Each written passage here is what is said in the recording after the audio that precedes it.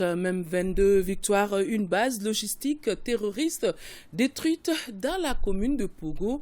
Nous sommes en zone office du Niger, précisément dans le cercle de Nyono. Objectif, tout simplement, c'est desserrer l'étau autour d'un certain nombre d'installations majeures. C'était au cours d'une patrouille menée par des éléments de la 222e compagnie d'infanterie motorisée. Le colonel Didier Dambélé, commandant de cette deuxième région militaire, donne des précisions sur cette opération. Il est au micro de nos envoyés spéciaux Brahima Koulibaly et Yaya Konaté. La dernière opération que nos unités sont en train de conduire aujourd'hui dans la commune de Pogo visait à desserrer un peu l'étau autour de certaines installations qui sont quand même cruciales pour notre économie locale. Nous avons à côté des casiers rizicoles, des casiers de canne à sucre, quand même des champs qui font vivre beaucoup de populations locales.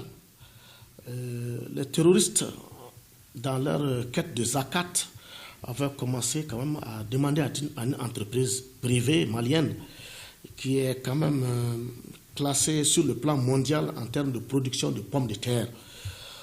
Alors, on ne pouvait pas rester comme ça et laisser ces terroristes s'en prendre à ces installations. Donc, suite à des renseignements, une mission a été déployée au niveau du PC de secteur 5 hier, qui a dû faire une manœuvre dans un autre compartiment du terrain pour les prendre de revers ce matin. Certains, quand même, ont réussi à s'enfuir.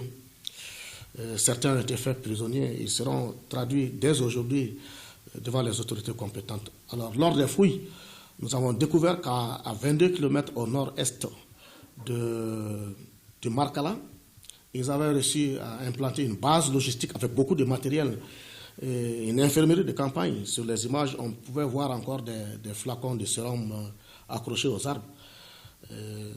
Ces terroristes, quand même, s'ils sont audacieux, il faut reconnaître qu'ils bénéficient d'une complicité locale. C'est pourquoi ils ont osé venir implanter une infirmerie de campagne sous les bois. Mais la zone a été démantelée, nettoyée.